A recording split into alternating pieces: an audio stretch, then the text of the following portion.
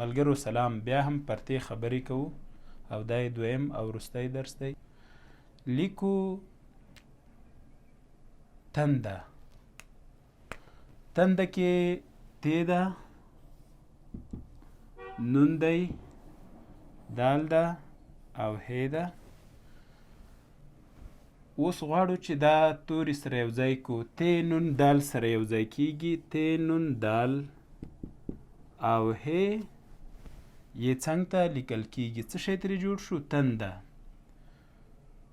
خو که د هی په ځای دلته ریل سی څه به ترې جوړ شي؟ تندر.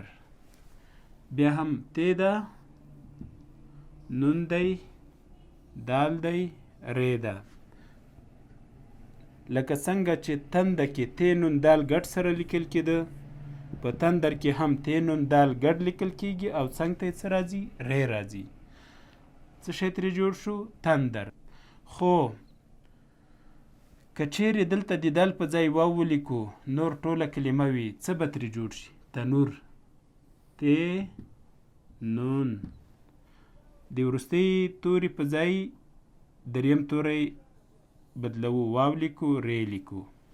لکه تندر کې چې تی نون دال ګډ و، په تنور کې تی نون واو ګډ راځي او ری ورسره لیکل کیږي. څه شی جوړ شو؟ تنور.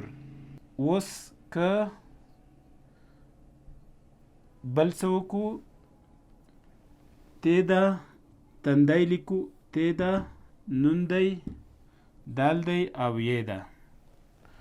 بیا هم تی نون دال ګډ لیکل کیږي او څنګ ته یې راځي. څه ترې جوړ شو؟ تندی. اوس راځو یو درس ته، او دا درس به تاسو له ځان سره زده کوئ او کتابچه کې به یې څو ځلې لیکئ. درس په تی ده او توتی لیکو. توتی.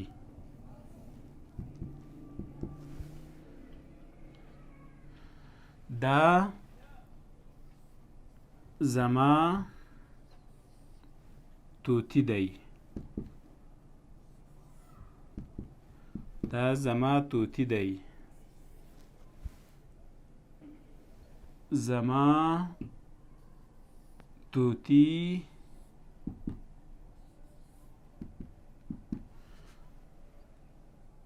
خبرې هم کوي. توتی دا زما توتی دی. زما توتی خبرې هم کوي. زما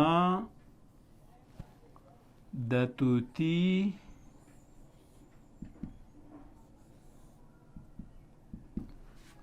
رنگ شین دی.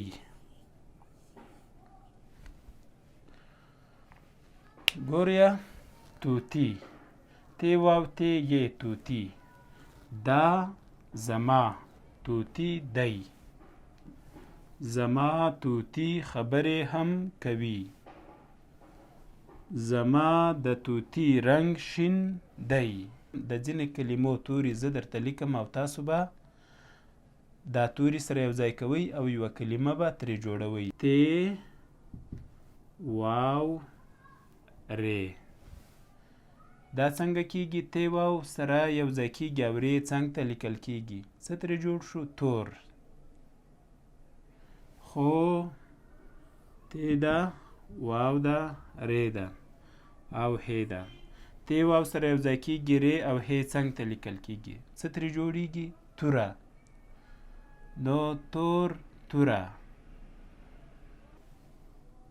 تی ده، ری ده، واو ده، ری ده. دلته هم تیرې سره یو ځای کیږي، واو او ری څنګ ته لیکل کیږي. څه ترې جوړیږي؟ ترور. تی ده، ری ده، نون ده، ګاب ده.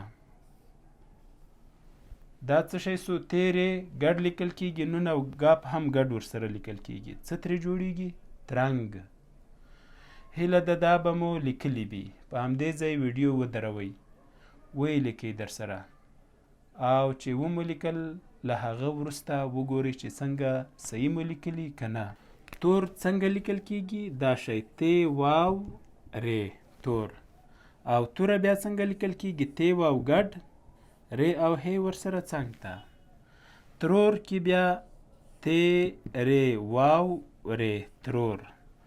او ترنګ بیا ت ری نون او ګاپ.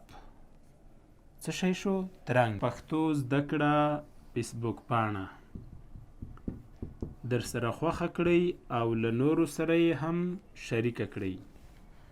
پښتو لرنینګ یوټیوب چینل در سره سبسکرایب یا زنګوله کړئ او د نورو سره یې هم شریک کړئ. ډیره مننه.